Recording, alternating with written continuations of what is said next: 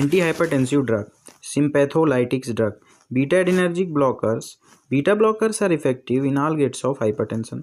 Selective beta blockers, example atenolol, metoprolol, esmolol, betoxolol, etc. Non-selective beta blockers, example propranolol, timolol. During initial therapy with beta blockers, cardiac output decreases, but peripheral vascular resistance may increase. On chronic therapy, peripheral vascular resistance gradually decreases because of sustained reduction in cardiac output. BP falls. Beta blockers are mainly useful in young hypertensive with high renin levels. Patients with associated conditions such as angina, post-myocardial infarction, migraine, and psychosomatic disorder. Patient receiving vasodilator to counteract reflex tachycardia. Beta blockers may precipitate CCF and bronchospasm in susceptible individual. They can cause sexual dysfunction in males and nightmares. They must be used with caution in diabetic receiving hypoglycemic drug. Sudden stoppage of beta blockers after prolonged therapy can produce withdrawal syndrome due to sympathetic overactivity. Now we are talking about centrally acting sympatholytics. First one, clonidine. Clonidine is a centrally acting antihypertensive drug. Mechanism of action of clonidine. Clonidine is effective orally. It is highly lipid soluble and rapidly crosses the blood-brain barrier. It has a short duration of action, required twice a day administration. Transdermal patch of clonidine control BP for a week. Adverse effect: dryness of mouth, eye sedation, depression, bradycardia, impotence, nausea, dizziness, parotid gland swelling, pain are the adverse effect of clonidine. Postural hypertension may occur. Sudden stoppage of clonidine after prolonged use may cause withdrawal syndrome, headache, nervousness, tachycardia, sweating, tremors, palpitation, and rebound hypertension. This is due to supersensitivity of alpha receptor. Precipitous release of large amount of stored catecholamines. This is treated with intravenous sodium nitroprusside or labetalol. Uses of clonidine. First one, in hypertension. Second, to treat withdrawal symptoms in opioid and alcohol addict and smoking cessation. Third one, an pre-anesthetic agent.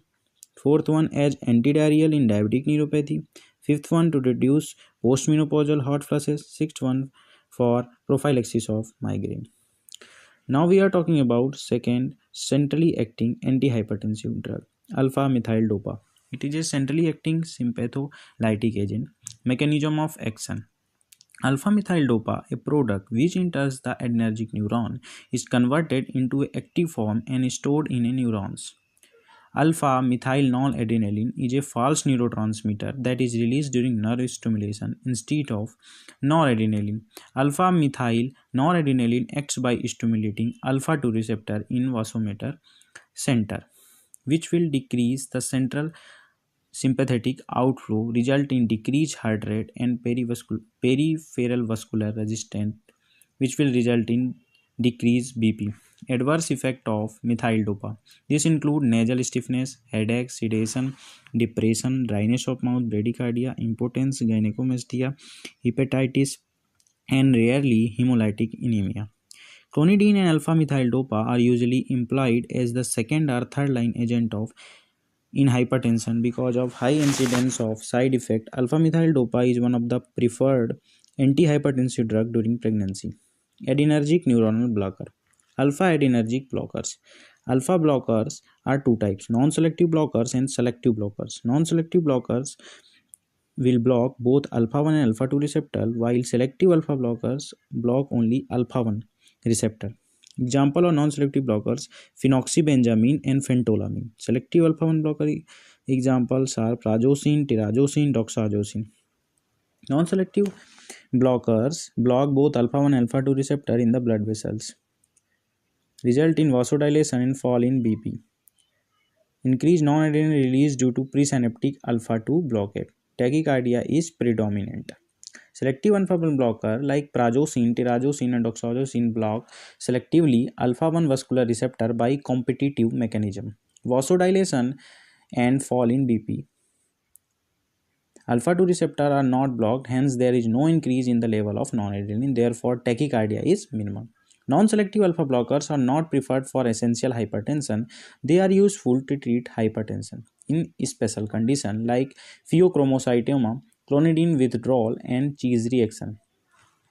Pharmacokinetics, adverse effect, and uses of alpha blocker are discussed in other chapters. Selective alpha 1 blocker, prazosin, cause first dose phenomena, postural hypertension that occurs after the first dose.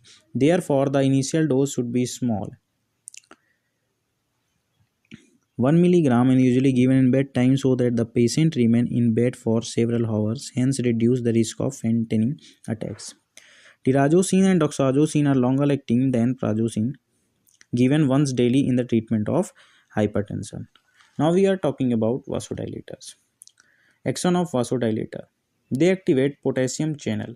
They will open the potassium channel, result in efflux of potassium. It will cause hyperpolarization of vascular smooth muscle, result in vasodilation and decrease in blood pressure. Example of vasodilator, minoxidil. It is a powerful arteriolar dilator. It is effective orally. It causes reflex tachycardia, sodium and water retention. Hence, minoxidil is used with beta blockers and diuretic. Topical minoxidil is used to promote hair growth in the male type of baldness. Digoxide. Second one is digoxide. It is used in the treatment of hypertensive emergency. It is administered intravenously and has a long duration of action, around 6 to 24 hours. It also relaxes uterine smooth muscle. Adverse effects are reflex tachycardia, hyperglycemia, sodium and water retention. Hydralazine. It is a directly acting arteriolar dilator. It is administered orally. The side effects are reflex tachycardia, palpitation, sodium and water retention. This can be countered by combining hydralazine with a diuretic and beta blocker. Other side effects are headache, hypotension, flushing, angina, myocardial infarction, coronary stone phenomena, etc. Immunological reactions such as lupus syndrome may occur. Sodium nitroprusside. It is a powerful arteriolar and venodilator. Balanced arteriovenous dilator. It is unstable, rapidly decomposes on exposure to light, so the solution should be prepared fresh. The infusion bottle and the entire drip set should be covered with the black paper. It has a short duration of action, hence administered by IV infusion. It is a rapid acting and dose is titrated according to response and tolerance does not develop to its action.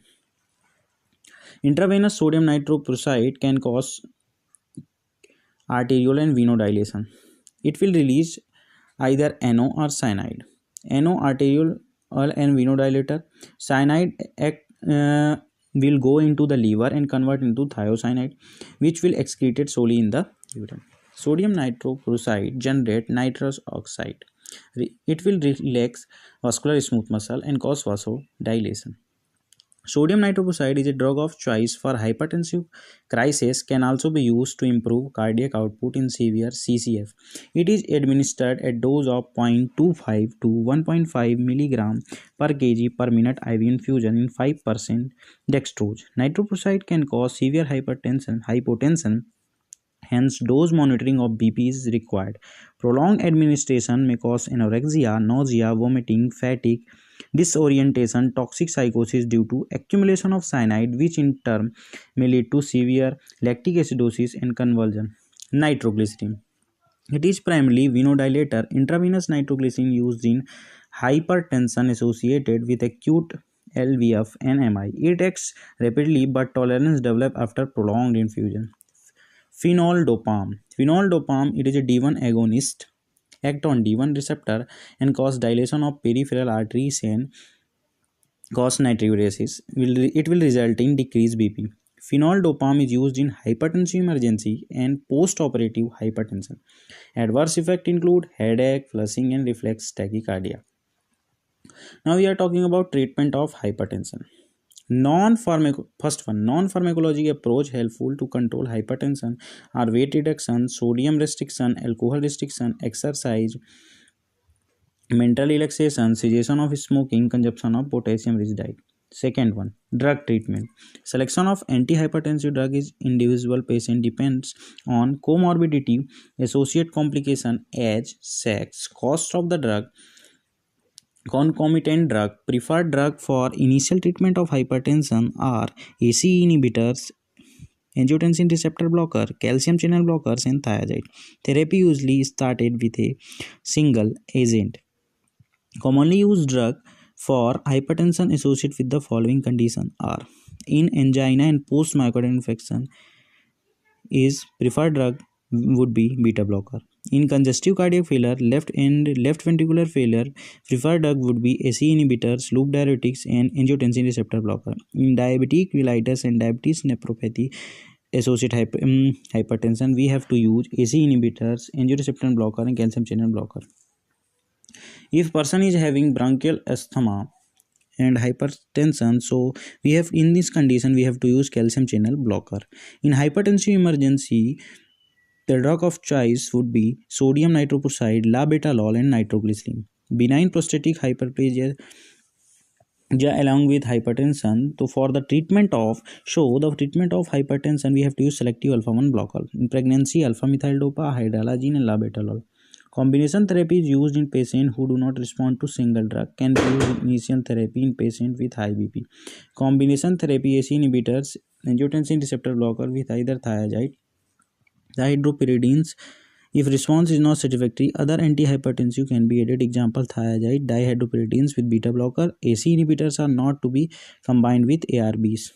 Drug to be avoided in specific condition: bronchial asthma, we have to avoid non-selective beta blocker. Peripheral vascular disease, we have to avoid non-selective beta blocker. Diabetes mellitus, we have to avoid non-selective beta blocker. Hyperlipidemias, gout, and sexual active males, we have to avoid thiazides, beta blockers, and alpha blockers. Hypertensive crisis, also known as hypertensive emergency, it is characterized by very high blood pressure, more than 220 systolic and more than 120 mmHg of diastolic, with progressive end organ damage such as retinopathy, renal dysfunction, and or hypertensive encephalopathy. It is a medical emergency. The BP should be reduced by not more than 25% within minutes to 2 hours, and then to 160 to 100 mmHg within 2 to 6 hours. The drug used as IV infusion are labetalol, nitroglycerin, sodium nitroprusside, nicardipine, clavidipine, etc.